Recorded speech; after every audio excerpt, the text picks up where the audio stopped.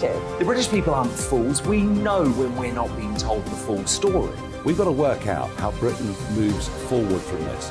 Is the best country in the world. The establishment had their chance. Now we're here to represent your views. Britain's watching. Britain's watching. Britain's watching. We're proud to be GB News. The People's Channel. Britain's news channel.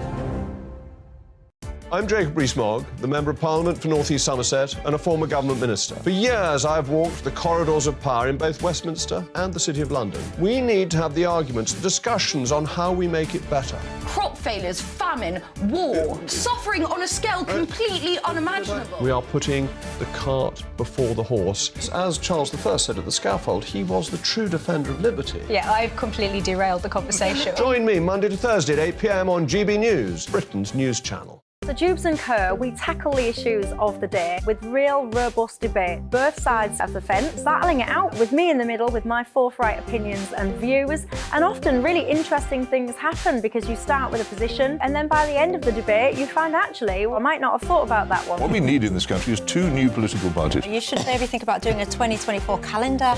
I'm Michelle Dewberry and I'm keeping you company right through until 7 o'clock this evening. GB News, the People's Channel, Britain's watching.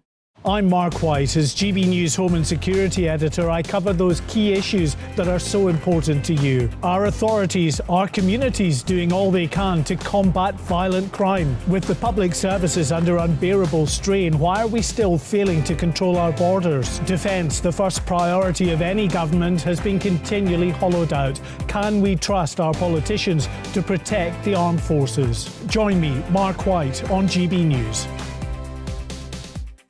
Monday to Thursday, 9 p.m. till 11 p.m. Join me, Dan Wootton. I'll bring you the sharpest takes and hottest debates. Do you not believe in prison? I don't believe in prisons. I'm completely stunned. I guarantee you there'll be no spin, no bias, no censorship. I actually was personally quite offended by it.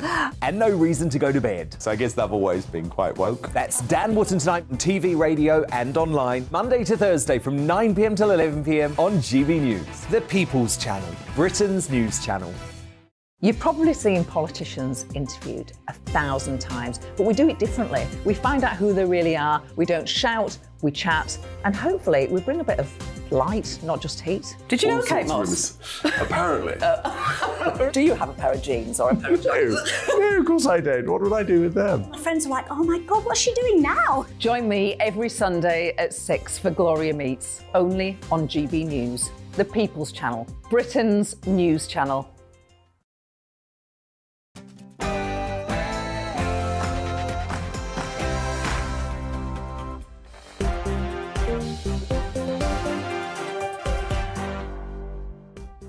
Well, hello there, I'm Michelle Dewberry. It's 6 o'clock. I'm with you till 7. Lots to get into. What a day it has been. £1,600 for doing nothing. That debate rumbles on. Deluded. You will never deluded. Yeah, that's what I had to say this morning to the guy calling for all this when he told me the cash would come from the wealthy. I'm very excited to be talking to one said wealthy man, Ben Habib, about that in a few minutes. And check this out, guys. The absolute state of it. Kids going into shops, stealing whatever they can get their hands on in broad daylight, walking out the door. The shop assistants tried to stop it and they got fired. What is this world coming to? And speaking of the world, today marks the anniversary of the D-Day landing. The thing I remember mostly, and I should never forget, is seeing our troops digging dead bodies out of the sand on the Normandy beaches.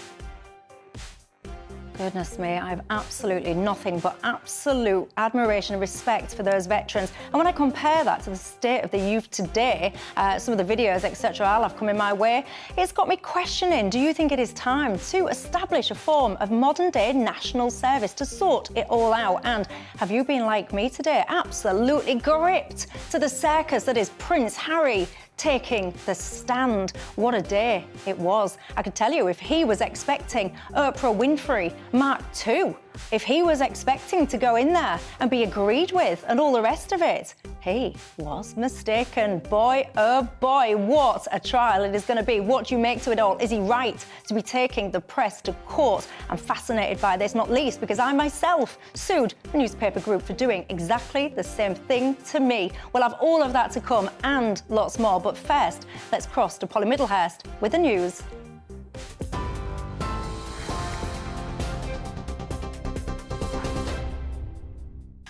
Michelle, thank you. Good evening. Prince Harry has accused the former Mirror editor Piers Morgan of intimidation, saying as a consequence of bringing this claim, he and his wife Meghan have been subject to a barrage of horrific personal attacks.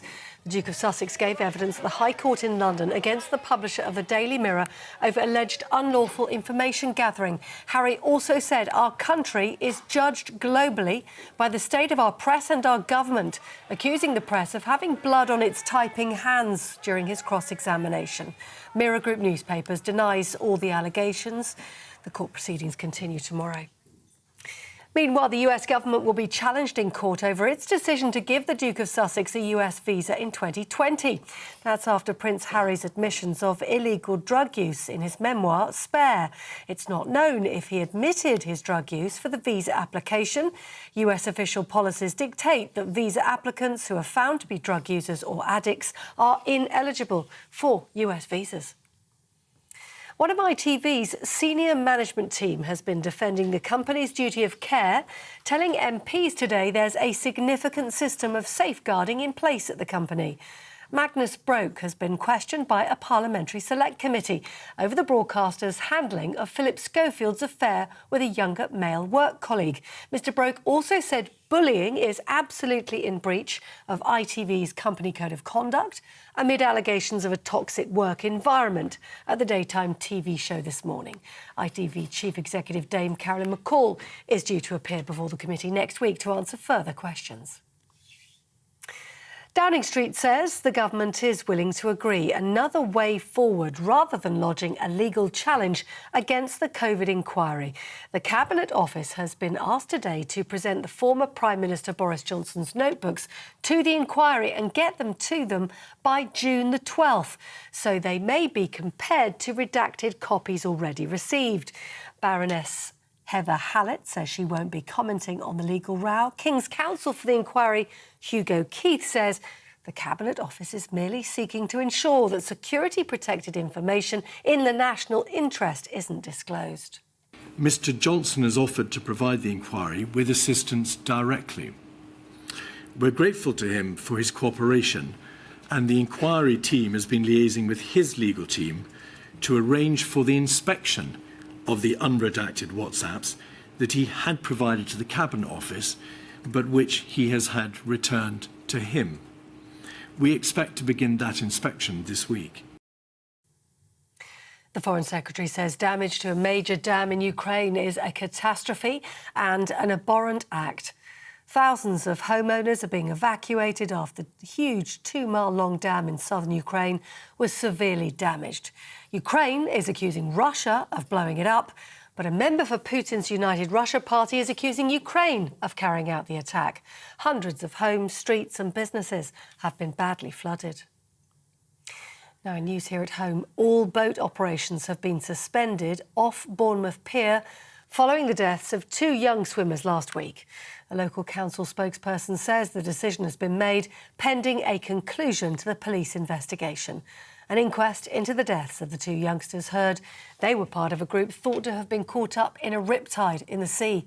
Post-mortem examination proceedings are adjourned until September.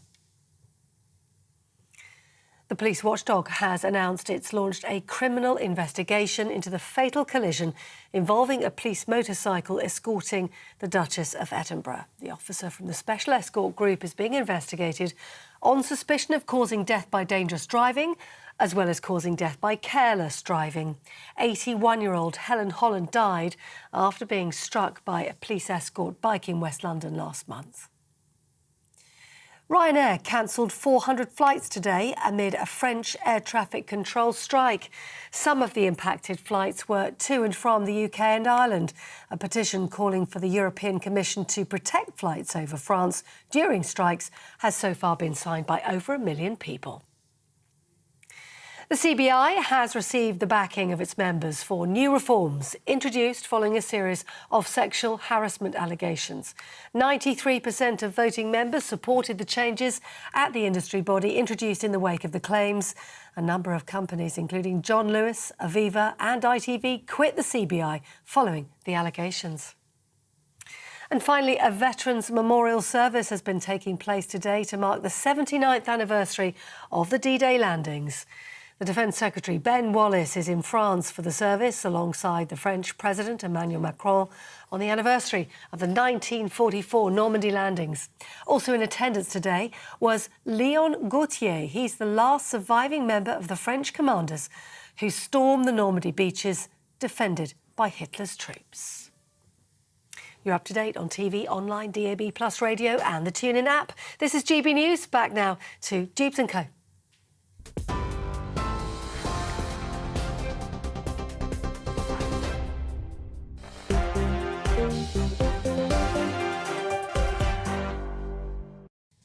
Thanks for that, Polly. I'm Michelle Dewberry with you till 7. Alongside me, the CEO of the First Property Group and former Brexit Party MEP Ben Habib, and the editor of Labour and Court, Atul Hatwal. Good evening, gents. Nice to see you both again. You know the drill, don't you, as well? It's not just about us three. It is very much about you guys at home. What's on your mind tonight? Are you, like me, have you been gripped to the Prince Harry trial?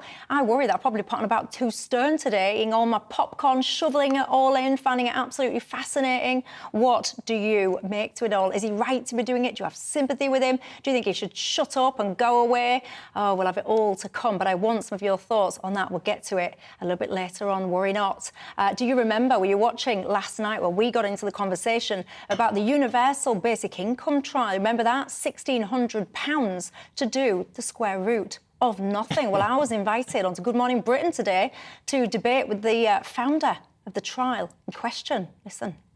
Basically, halve poverty. Isn't that something we should aim for? I would absolutely love to halve Great, well, then poverty. we're agreed. No, we're agreed on the concept of getting rid of poverty. Great. No one would want children. What's the most effective way of doing that? The way that you are seeking to achieve that is the height of delusion. It's the height of delusion. It's dining out on other people's money. It's creating an absolute false economy. It will set this country up for fail. You will create an environment. Where's the evidence base for this? Well, the evidence base for this is basic common sense. Well, I think it is. I think it is just basic common sense. I mean, why do I need to have all of this academic experience and studies and surveys coming out of my eyeballs to be able to conclude something that to surely most people is pretty much obvious? Universal basic income, if you ask me, would de-incentivise work. Surely, if you give everyone all this free money, you're going to increase demand-side inflation, obviously turn us into a bunch of lazy so-and-sos, if you ask me. And when I was desperately trying to ascertain, beyond the pilot, Ben Habib, how are you going to fund this? I had to repeat myself about 4 times. I got in trouble for talking over the poor fella, which I do concede I did a little bit. I think he was interrupting you, actually. Thank you, Ben, because that's what I was pointing out to people as well. But notwithstanding that, as it went on, I did keep telling him he was deluded, which I don't think anyone appreciated, but yeah, I thought it was good. Anyway, my point was, if you're going to propose a trial for universal basic income, then surely you have to give some thought to what a rollout of universal basic income in this country could look like. My first primary question is, who funds it? And the response I got, primary response we got there in the end, was that the wealthy are going to fund it, which is why I kept saying, you're deluded. You're a wealthy man. Do you want to fund £1,600 or any amount, quite frankly, to everyone? Well, of course, the reality is we would all be funding it. It wouldn't just be the wealthy. I think the wealthy pay about 40%. If you regard the very wealthy as those who pay more than the 45% tax rate, they pay about 40% of all income tax paid in the country. But that does mean 60% of the other income taxes that we pay are paid by people who aren't as wealthy as the top bracket, as you like, as it were. So all of us will be paying for it, and ultimately, it is the extremity of the socialist path on which this country has been set, I think initially by Tony Blair with his nanny state, which Boris Johnson upgraded to, I describe it as the Labour Party. Tony Blair a socialist? Tony Blair started the nanny state. I remember the health and safety. I don't want to digress too much, but he brought in health and safety at work, where we were taught that you can't climb a ladder that's more than 5 foot tall without someone holding it. And there began the infantilizing of self-determination and therefore the electorate. And therefore the electorate. No. The holding of ladders started in the late 90s under Blair, and I remember my eyes rolling at it. I've got to say, I do not know when the holding of ladders started. Was it in the 70s? Was it in the 90s? You guys are smart cookies. You all tell me which one's right. And we've had absurdity of rescue services not being prepared to do their job for health and safety regulations. And we've had a progressive march of the nanny state. Boris Johnson upped it to, I call it a wet nurse, by locking us at home and printing money and making it possible for us to stay at home. And this now would be paying us, literally, not to work. We've already got record 5.9 million people on benefits, a broken labour market, net wages after tax not matching what it is you get on benefits. There's no incentive to work, and this would kill the economy. Do you agree? Not with Ben's points. I'm slightly sceptical about universal basic income as the vehicle to solve poverty. But that point about paying people not to work, people have a reason that they don't work, and we have a system already. It's called the welfare state. That's why we have income support. This is without reason. We have income support, we have job seekers allowance, we have invalidity benefits. This is unconditional payment. That's what he's on about. Go on. I understand the point about universal basic income, but we have benefits that are not conditional already. Now, my scepticism about universal basic income is more about practical implementation. You can pay for it in that if everyone gets £1,600, the marginal rate of tax goes up and the headline rate of tax goes up, and that creates incentive effects, which I think might be problematic if we've got tax rates of sort of 70%, 80%. You can pay for it, but the political trouble of implementing this, if you want to solve property... Just to be clear, by the way, you can't, right? So what I was trying to explain this morning is that the total tax take in this country is about £1 trillion, right? Benefit spend is about quarter, 250 of that, right? If you then start saying that everyone over the age of 18 gets £1,600 a month, I did my calculation, it would cost 950 billion. So it would cost you the entirety there or thereabouts of your tax intake in this country. That's all taxes, my not just income tax. My maths is sufficiently good to do the calculations on the spin. I confess I was on one in Britain very early. Before my first coffee, I confess, but I think I was right. I saw some modelling of it, well, what a national implementation in the UK would look like. And it basically everyone had the income, but our tax take goes up because the rates go up, but we're also taxing some of this income that everyone's got. So it's like, money goes in, money comes out. So the universal basic income. So the thing can be broadly fiscally neutral, but I think it will have incentive effects. It's not broadly, and that's what they said. I read this fella's whole 63 pages of report, and on that, I'm telling you, I read it with a really keen eye, so I did, and I found so much information. It took them 2 years to come up with this study, 2 full years to figure it out. There was barely a note on there about how it would be funded. Yes, they said it would be neutral, was the word, cost neutral. I don't believe it. It didn't wash with me then, it doesn't wash with me now. But the most important thing, my objection about universal basic income, the scale of row about it is such that just increase the level of benefits. People on benefits are barely getting by. Food inflation's at 25%. It's got to pay to work. We've broken the economy. Do you not realise that? People are not working because it doesn't pay to work. And you want to increase benefits. You want to close that gap. We have unemployment. That's amongst the lowest levels it's ever unemployment been. only measures... We have 1 million vacancies in the economy. Unemployment only measures those people who are looking for work. We've got a record 5.9 million people on universal credit. And we have a problem where we've got people who are out of the workforce because they've got illnesses, they've got long-term issues, and that needs to be addressed. It's a benefit... it's a net benefit versus net pay problem. If it's just about incentives and cutting benefits will get people back to work, then You fly in the face of all of the evidence, and it's palpably absurd. We've got some of the lowest unemployment, some of the highest vacancies. We've got huge labour shortages. We've got skills gaps. Let me ask you a simple question. If someone cannot physically work, then fair enough, there's a welfare state to provide and protect those people. No one would dispute that. If somebody can, so that you're physically able to work, so you're fit and healthy, you don't have caring responsibilities, you can work, but you choose not to, do you think you should be able to choose then to live on benefits? No, of course not.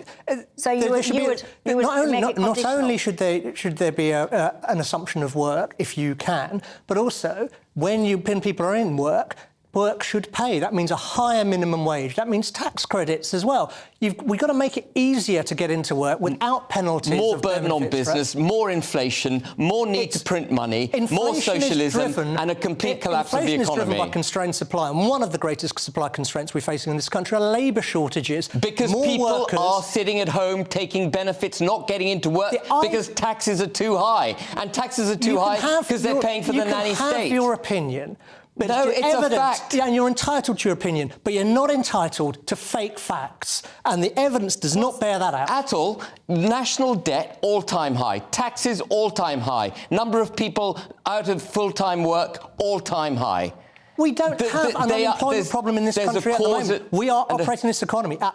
and it's a Conservative government. It's operating at full employment. The quality of work isn't right. It's not full employment. employment. We have too many people who are economically inactive. But to say that just cutting benefits will incentivise people by chucking people out on the street... I didn't say that. I didn't say that at all. Performative cruelty will make people work, I think is ridiculous. To pay people for doing square root of nothing, as expressed by Michelle, is utterly mad. I've never heard... When I read this policy for the first time, I had to blink 4 times to get my head around what this complete nonsense of a policy was trying to promote. It is socialism gone utterly lunatic. It will break this country. We're already on the edge of financial collapse. You're disagreeing with the principle of the welfare state and the principle that if you cannot work or that whilst you're between jobs you need support. That is a completely different disagreement to something around the mechanics of a universal basic income, where actually I said I'm sceptical, but the argument you're mounting is about the welfare state. And if people in this country, if you don't think we should have a welfare state, that's fine. Don't use the cover of a universal basic income to make that argument. The argument I'm mounting is the inverse of what you're saying I'm saying. What I'm saying is you need to cut taxes to incentivise people to get into work so that it pays to work. When they get into work, there'll be bigger tax take. There will be bigger tax take. There will be a bigger tax take, and there will be less need for government to fund benefits. That's the point. Right, well, welcome to Dewbs and Co, everybody. It has to pay to work, says Atoll. Yes, of course it does, but actually for many people it doesn't matter what the pay would be, quite frankly. If you ask me, they would do everything possible to try and dodge it. Universal basic income was the question I wanted to ask you about. Would you support it? Do you think it would help this economy, or simply, as I think, it would hinder it? Your thoughts on that? Quick break. When I come back, I'll get some of your responses, but also I've got lots and lots and lots. Prince Harry, I want to talk to you shoplifting. I want to talk to you about national service and more. Don't go anywhere.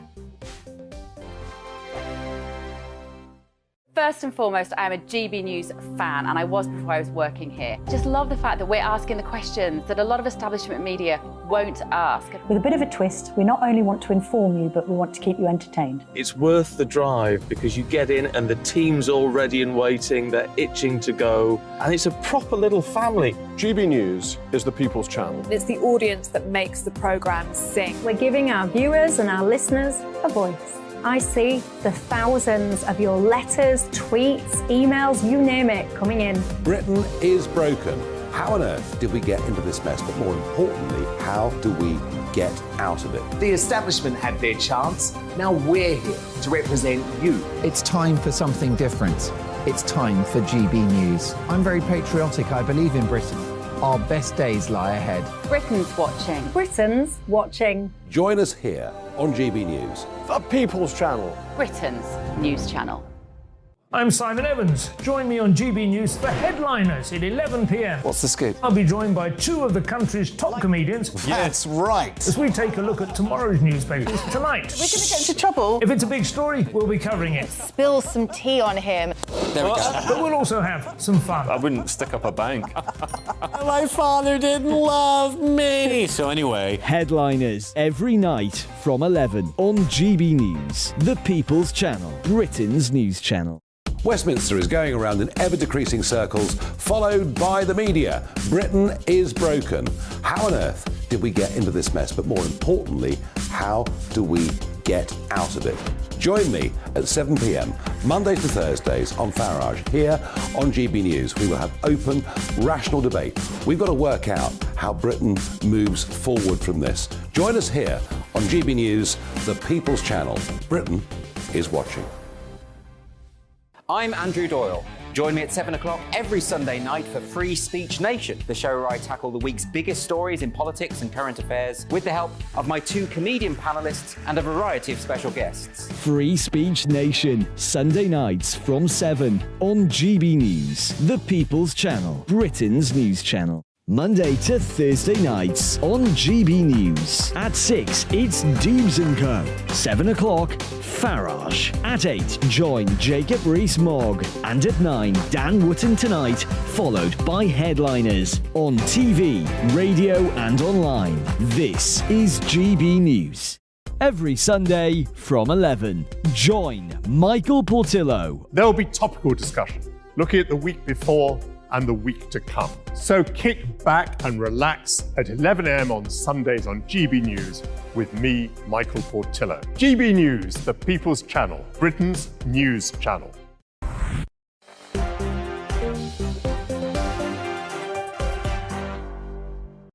Hello there, I'm Michelle Dewberry with you till 7. I've got my boxing gloves ready. We're going for it in part 2. CEO of First Property Group, Ben Habib, keeps me company, as does the editor of Labour Uncut, Atul Hatwell. Now, you might be aware by now that today is the 79th anniversary of the D-Day landings, where thousands of men sacrificed their lives for the greater good. The thing I remember mostly, and I should never forget, is seeing our troops digging dead bodies out of the sand on the Normandy beaches. Bernard enlisted on his 18th birthday, determined to play his part. He was trained up as a code breaker, and on D-Day, he was the youngest RAF sergeant to land in Normandy. Oh, Bernard Morgan, what a man. I don't know about you, but when I see these kind of veterans, I get goosebumps on my arms. I just have so much respect for them, what they've been through, the horrific experiences. And I really kind of treasure hearing their stories as well, particularly as we kind of get to the point where we have so few kind of those early day veterans left. And I always hope that we don't ever forget their stories. That was D-Day veteran Bernard Morgan talking to us exclusively here at GB News. Now, when I think about that generation of men and I think about how much I respect them, quite frankly, I then do contrast it to some of what goes on in today's society. Look at this. Look at this. I mean, look at the state of it, guys. These are two fellas in the broad daylight, just walking, brazen as anything, into a shop, picking up whatever it is that they feel like, shoving it under their arms and charging out of the door. That is a really odd story, by the way, because the CEO of that business fired the two shop assistants for getting involved. He says he's got a company policy that you don't intervene in matters like that. It's safety first, you stand back, which I found very odd, because if you're going to tell your workers not to intervene, aren't you just then opening it up for people to just wander into your store and rob you in broad daylight? All a bit weird if you ask me, but the flip side of that is, would you be a shop assistant and tackle robbers? I'm not sure if I would, but it all gets me thinking on the broader point of the youth of the day. Yes, I know that there are some decent ones among them, but there are many that do not respect law and order, do not respect their elders, and many people will call for a return to national service or a modern-day national service. Do you think we could have that, Ben? Well, when I was younger, I was a great advocate for bringing back national service. I thought it was a natural that we should be doing. You know, we've decimated our armed forces. We've used the peace dividend repeatedly to enrich ourselves and take away the security blanket that actually ensures peace.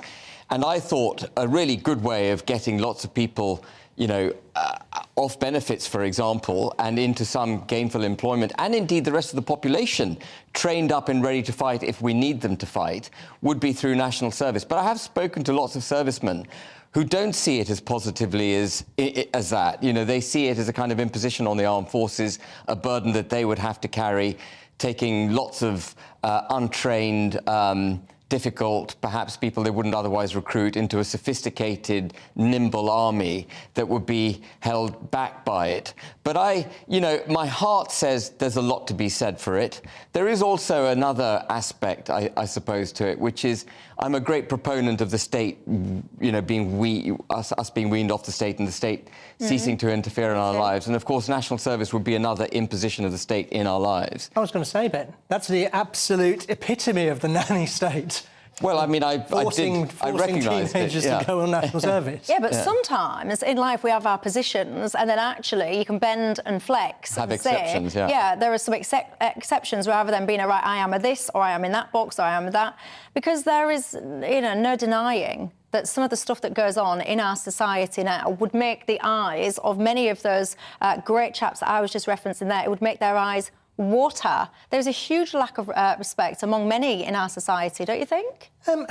There is. I think there's 2 points. We sort of think of the past as a time when things were calmer and there was less crime, but that's just not reality. In the first part of the 20th century, this is the sort of 1900s, the police wouldn't go into parts of East London, wouldn't go into Shoreditch unless there was 6, 7 of them because they were that worried about being attacked. It's just there was no media, there was no... reporting was low, reporting of crime was low. So it's not the case that in the past it was some great sort of peaceful idyll. And I think on the point on national service, it was the army that lobbied very heavily. I think it was in 1963.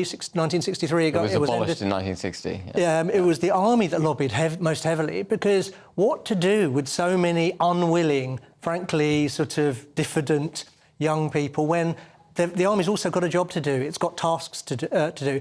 I think the question is the right question. I think national service is the wrong answer. I think in our modern society, where we have such a more developed education system, that if the question is not being answered, actually the reform is to our education system to give people a sense of structure, civic rights, civic duty, civic sense. But you're all that needs to be run assuming through that it. national service has to be military. So what you could do is you could take this universal basic income thing, which I'm opposed to en masse. You could say, right, to everyone aged, I don't know, whatever, you can pick your own age, 18 to 19, you have to do a compulsory year, or actually don't even make it compulsory, right? You can do a year of national service. It doesn't necessarily have to be military, but it can be military if you want. It could be community-based. It could be, I don't know, whatever. We can all sit and brainstorm it, but you can get a basic income for while you do it. And the objective of this is to foster community relations, get people... I'm sounding like a little bit... I'm making myself smile when I'm saying some of these nice huggable terms.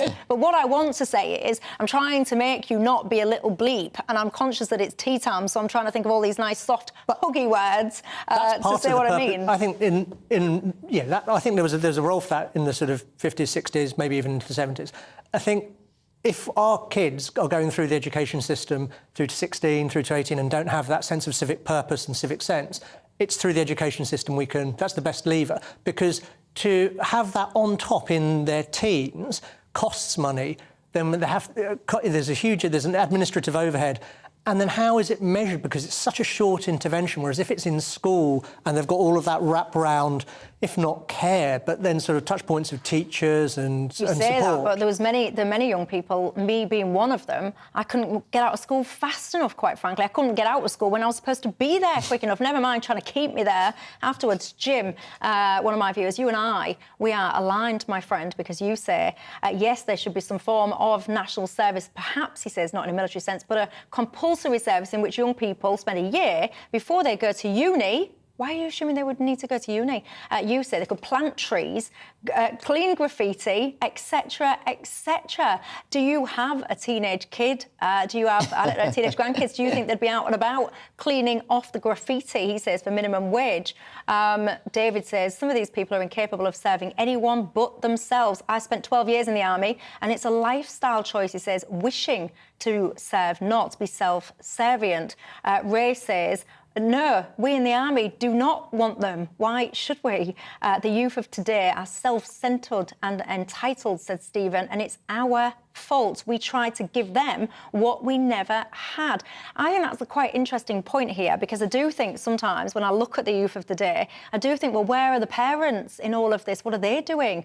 What is going on in some of those homes? Yes, I know you can tell me that some of those homes are disrupted, but many of them are not. What are those parents up to? Why are so many people just turning into wrong-uns, if you ask me?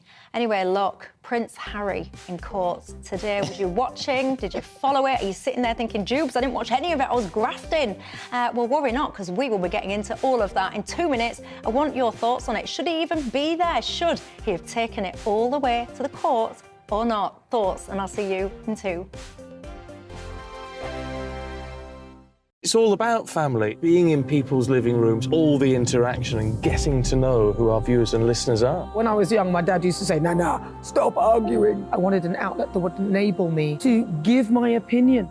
People are going through a really hard time right now, and I know that you don't feel like you're being listened to by the establishment. I came to GB News because it's the People's Channel, and I want the audience to have their say on the events of the day. We're dynamic. We do something different. Democracy shows that the wisdom of the nation is in its people.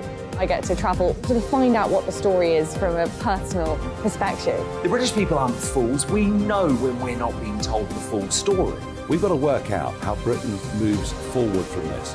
It's the best country in the world. The establishment had their chance. Now we're here to represent your views.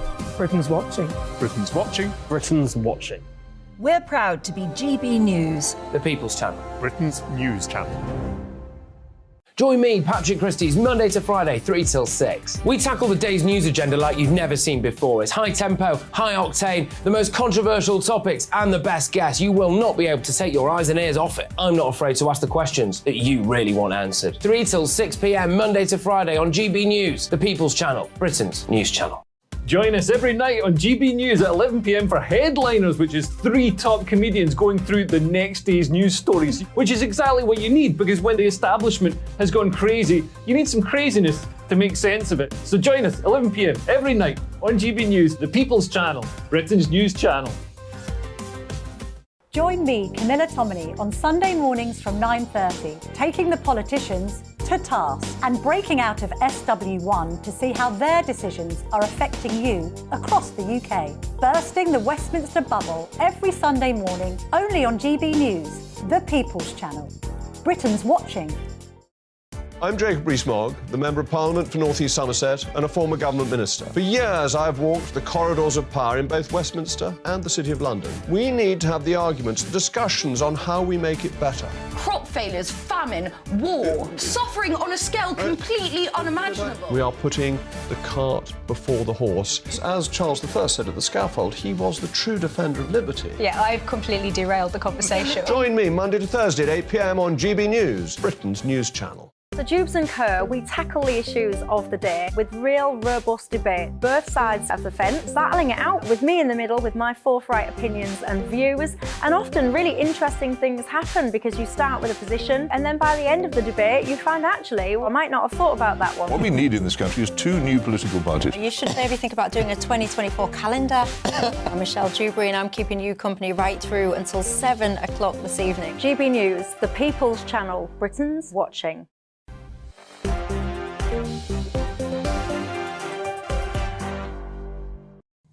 Hello there, I'm Michelle Dewberry with you until 7 o'clock tonight, alongside with the CEO of First Property Group, Ben Habib, and the editor of Labour and Cut, Atul Hatwell. Now, Prince Harry, of course, was in court today. Did you see any of it? I have to say, a part of it did make me smile, only because I do think that actually Prince Harry has probably had a run of advertorials as opposed to being challenged on some of the things that he says. Anyway, it was quite box office, really, I've got to say. There was all kinds of allegations flying around the room. I've particularly found this quite interesting, Ben Habib, because I've been through a very similar process to Prince Harry. In fact, we share the same lawyer. So I found all this interesting. I settled out of court. He has obviously taken his to court.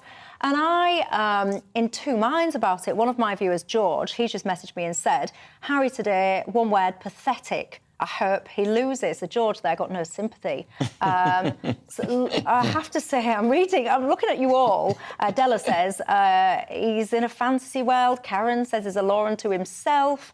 Not much sympathy coming through for Harry. I do have a little bit of sympathy for him. OK. I do. I'll tell you for why in a minute, because I can see that your face is looking at me like I'm daft. So you tell me what you think, and I'm going to tell you why. Well, I think I would have sympathy for the vast majority of people who had their lives intruded into by the press. Of course I would.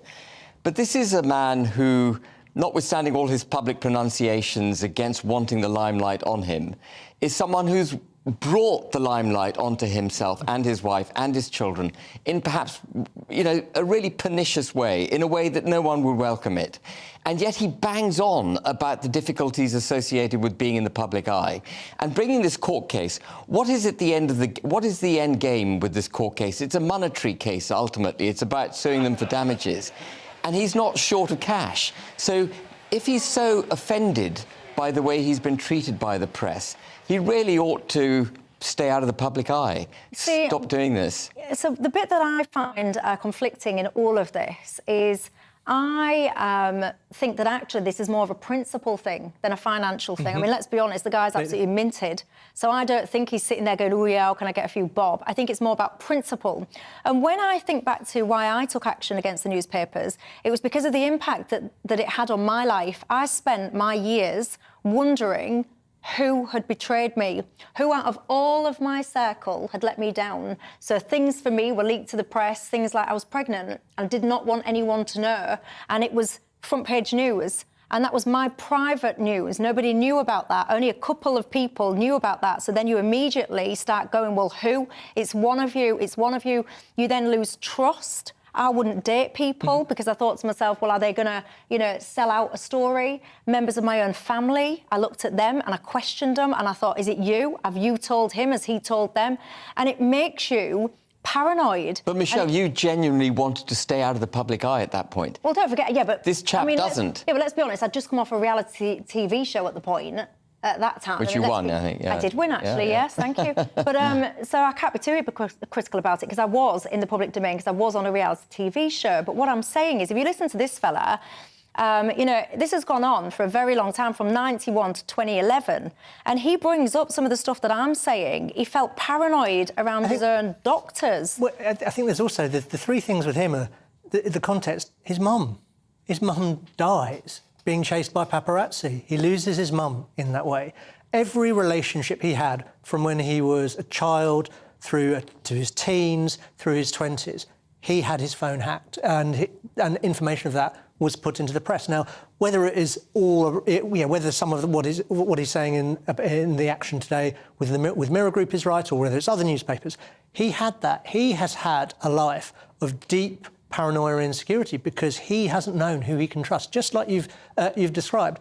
And that's part of the context why he reacts, and I think it's entirely understandable when, regardless of whether you think he and Meghan Markle are sort of court publicity or not, it's really difficult when you're right in the eye of the storm. And he has seen that. He has a particular perspective on that. And this is a story of his life. And I think it's not about money, because if it's money, the simplest way would him settle like his brother did and cash it in. This is about justice. And he wants a judgment. What is the justice? These people, these journalists back in the 1990s have all retired. They're gone. Well, the justice is that he can say to people, it was hacking. Not that he's got a non-disclosure agreement, not that it was, not that it was suspected. These people hacked his phone, but if it was they hacking, were found guilty in law. If it's a hacking allegation, that's a criminal complaint. That should go through law enforcement. It shouldn't go through a civil action. A civil action ultimately is about damages. But isn't it to the point where what you want? So what I wanted an acknowledgement. I wanted an apology, so I had statements read out in court and all the rest of it, acknowledging what happened to me. But yours wasn't a criminal allegation. For what had happened to me. It was your rights. A law wasn't broken in the breaching of your confidences. My case was quite similar to some of the essences of his case about phone hacking, voicemail. Were you hacked? You were hacked. Private investigators put onto me. Like honestly, sitting. I'm not trying to draw parallels between me and Harry, but there's some of the stuff that I'm seeing, something coming out of this case. I sit there and I think it is wrong. It is wrong. Who do you think you are in the media to have behaved in that way? Who do you think you are to sell stuff, to try and generate your own personal gain off the back of information that, frankly, you should not have had access to? And because he has his own resources, because, as you say, he's frankly minted and is going to be... he is one of the few people who can take that stand. Other people, But why is he not brought? Why did you not bring a criminal complaint against these people? Well, Michelle? I took advice from the barrister at the time, which is the same barrister that Harry's got, as it happens, and we settled out of court, so we didn't make it to court because we just didn't, for various reasons. I'm restricted into a little bit of what I can say, but I took the advice of my lawyers based on the case as it stood at the time, precedent as well, and what had happened and what hadn't happened. And for me, it was always, I lived years of my life not trusting people. I lived years of my life distant from people, detached from people. I used to be called like a cold fish and all the rest of it. And it was because I was fearful of people. I dyed all my hair black. I was blonde on The Apprentice. I dyed all my hair black because I didn't like it. I didn't like the attention. And like Prince Harry, I went on to write a book.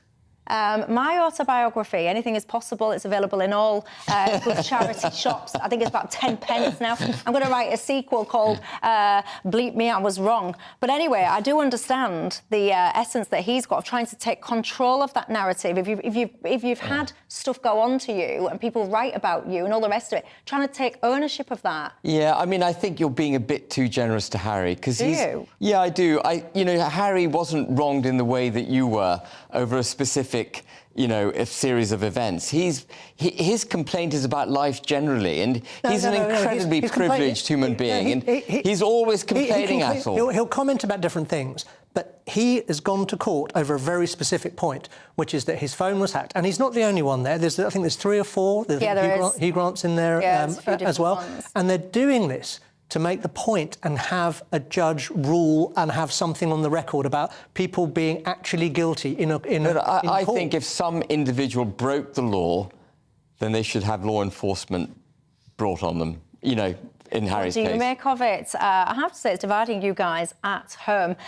There's not a lot of sympathy for Harry. I was trying to explain to you some of the things that you might be feeling. I don't really think it's washing with any of you at all. Get in touch, though, because I'm fascinated to hear what you make to it. Of course, if we're doing the whole same thing again tomorrow in court.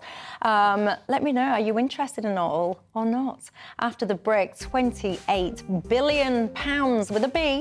Yes, that is the price that we might be paying if Keir Starmer gets in power and goes on to borrow a huge amount of money. Why? To invest in green energy. Good idea or not? See you in 2.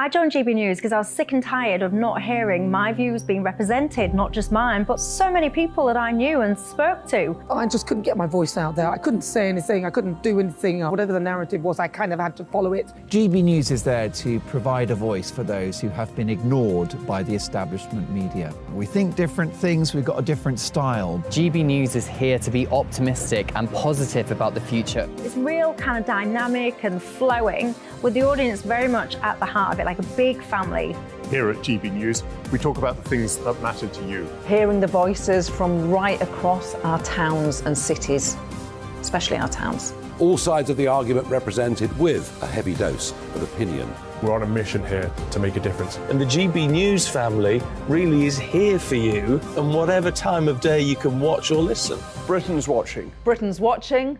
We're proud to be GB News. The People's Channel. Britain's news channel.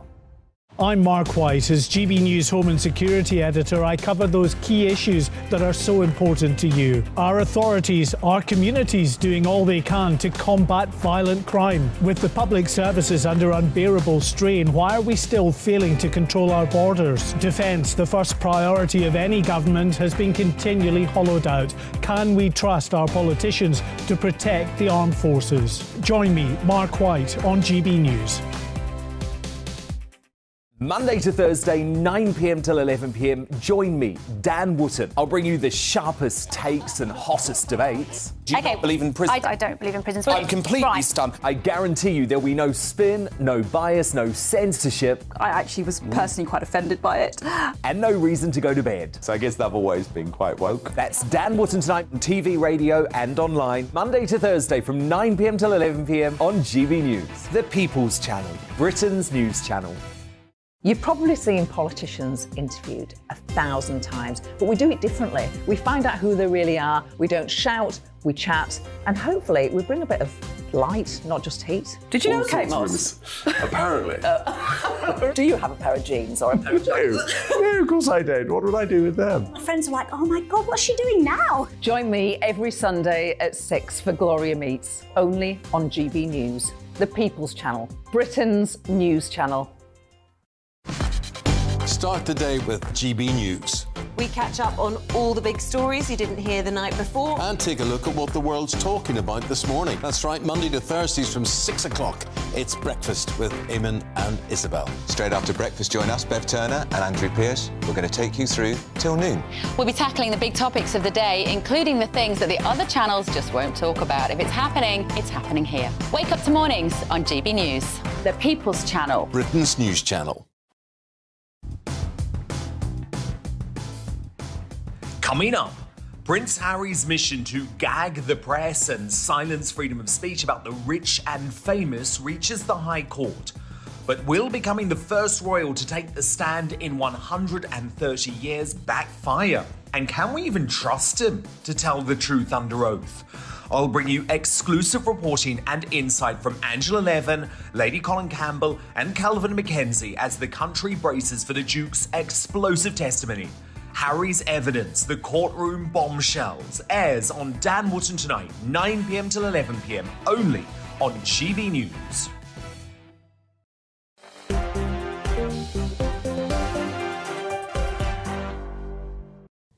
Hello there, I'm Michelle Dewberry. Alongside me, Atul Hatwell and Ben Habib right through till 7 o'clock today. We've just been having a very strange conversation in the break.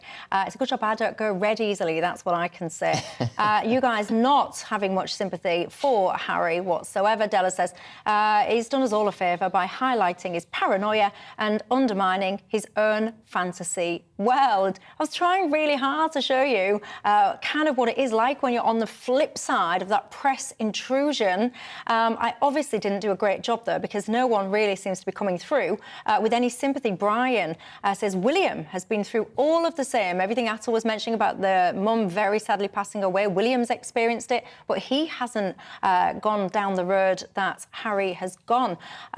You're quite right, actually. That is also a very good point. And as much as I do defend Harry, very long story short, I used to go out with Prince William's best friend, so I did. And I actually spent one of Prince William's birthdays at Highgrove with Harry and Chelsea and William and Kate and me and my then partner.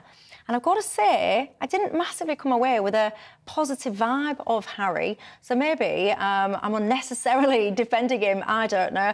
Anyway, Richard says, I didn't see any of it, Michelle. I was watching the grass grow. It was more interesting. Move on. All right, I will, because there's other stuff to get onto, not least the fact that Keir Starmer insists that borrowing £28 billion to invest in green industries is the best way to grow the economy. Many union leaders have slammed him, basically, for saying that he would ban oil extraction licences. Do you remember that one? Oh, dear, lots to unpick on this one. I'll start with you again. Ben, You know, Keir Starmer, 28 billion, where are you on this? So it's very interesting. He's taking his lead, as far as I can see, from the Inflation Reduction Act that Joe Biden's brought in, which is about $370 billion, almost exactly the same proportionate figure for the US economy as the figure that he's launching for the UK. I'm against it. When they say they're investing 28 billion in green technologies, they're not doing that. What they're doing is spending 28 billion pounds on households, you know, insulating themselves. That's the aim of this exercise. 28 billion pounds equates to, and let's put this into, you know, pound, shillings and pence that matter to us, 5% reduction in the basic rate of tax. So you'd be able to bring down the basic rate of tax for the working class from 20% down to 15%. And that is a big reduction in tax, allowing people then to decide, as a democracy should work, what they would do with their money, whether they want to buy more food, whether they want to buy another sofa, or whether they wish to insulate their homes. This is yet again, and we started this programme on this particular debate, this is yet again evidence of the nanny state, the wet nurse, telling us how money should be spent. This is our money, they'll tax us and they'll spend it. And I've got news for Keir Starmer, by the way. The EU may block him. He's a great EU aficionado, but the EU is up in arms about the Inflation Reduction Act brought in by Joe Biden, and I think he's going to find his wings clipped by his desire to be ever closer to the EU. This is all about the hot pursuit, isn't it, of net zero? Do you support Keir Starmer in a lot of this stuff? Yeah, completely. One caveat. I'd be very surprised if the number 28 billion makes it through into the manifesto and to the election. That number comes from last year at a point when borrowing was a lot lower, pre-Liz Truss crash, pre-interest rates, pre-mortgage rates. But the direction of travel is right. And it's not a kind of... The 28 billion is for things like helping households 60 insulate. billion, 60 billion, that is. 60 billion would insulate 19 million UK households. It's to help do that. It's to help move people to more sustainable forms of heating. But it's not an investment, is it? Well, I mean, it's investment. Investment drives a return. And if you're the government and you invest in rolling out insulation across the country, rolling out, investing in electric car gigafactories, there's a return because people are employed, taxes come back. In the end, it pays for itself. But I do think that 28 billion figure won't make it through because interest rates are different and government borrowing will be at a different point. I don't think the EU is going to be an issue. The EU has its own version of the Inflation Reduction Act going through. The EU is up in arms with the US. But what business is saying to Labour, and Labour's at the moment engaged in a pretty in-depth discussion with business about this. What business is saying to Labour is that this country being left behind. The US has got the Inflation Reduction Act. The EU has got the Green Deal. We are being squeezed here. And it's not a case of just sort of the government spending money and picking winners. The private sector is heading this way. Currently, this year, it's projected that $1 trillion are going to go into green bonds. From 2025, $5 trillion. Now, what that means is that's private sector investment in private sector's going that way because they've been brought into it by government grants, government policy, government regulations and government diktat. Actually, what they should be doing is issuing new licences to get more oil and more gas out of the North Sea, using our natural resources to support British taxpayers and reducing the cost of living. If it's economic and if it helps our energy security, I think you'll find ultimately new licences would be issued. If it's going to cost more and there's a renewable alternative, I think actually that's the right path because the whole world is going there. It's not just here. It's not just Europe, the whole world isn't. But you know what I would like to see? I mean, I think it's a lot simpler than what even you just said, Ben. I would like to see a referendum, a proper referendum on net zero because, yes, I know you'll tell me, Michelle, it was in their manifestos at 2019, but I mean, really? No one really paid attention to that little bit of small print there somewhere towards the end. Did they now that we all see the effect that net zero has and really will have on our lives going forward, whether it's the cars that you drive, the food that some people want you to try and eat, the heating that you use, whether or not you can have a wood burner or you name it, never mind tinkering around the edges. I would like us to go back to basics, start at ground zero and ask everyone, do you believe in net zero? Is that the path that we should be hurtling towards? Head fair? So that's a question that I would like to see put to us, the great British public. That is all we've got time for. I enjoyed that debate. Didn't have to get out my boxing gloves. Didn't have to tell any of them to pack it in and be quiet. So that is success in my mind. Julia has got in touch saying, Michelle, please do not end your show by saying hello to my friend Simon in Bognor Regis. Apparently he is my biggest fan. I like that. Hello to you. Thanks for watching. Have a good night, and I'm back tomorrow. Hello again, it's Aidan McGivern here with the GB News forecast from the Met Office. Cloudy for many during the next 24 hours. It will be clearest in the west, and later through the day on Wednesday the cloud will break up more widely. But for the time being, it's the same old weather pattern we've had for some weeks now. High pressure to the north of the UK, this cool and cloudy easterly airflow bringing suppressed temperatures in from the North Sea. And through Monday night, as well as through much of Tuesday, we've seen this persistent low cloud spread across much of central and eastern UK, and that creeps a bit further westwards during the early hours of Wednesday. But we keep the clear skies for Northern Ireland, Western Scotland, North West England, West Wales, and here a few mist patches likely with temperatures into the single figures. A bit of a chill in the air first thing, but actually the sun will soon warm things up. Elsewhere, a grey start, a lot of cloud again affecting East Wales, the Midlands, eastern parts of England, central and northern Scotland. But a better chance, I think, through Wednesday of that cloud retreating back to the immediate North Sea coast, where it stays on the cool side, 11 to 14 Celsius on the coast. Warm sunshine replaces the cloud elsewhere, with low 20s likely in some of the warmer spots, South Wales, central southern England, for example. Then into Wednesday evening, the cloud again makes progress westwards as temperatures fall away. A bit of a brisk breeze actually blowing through the Channel and affecting southwest England in particular during Wednesday and into Thursday. But overall it stays clear in the west and the south, whilst a lot of cloud affects other parts of the UK on Thursday morning. But a repeat performance on Thursday as that cloud breaks up and burns back to the east coast, where indeed it remains grey and on the chilly side through Thursday. However, East Anglia and the southeast a better chance of the sunshine breaking through.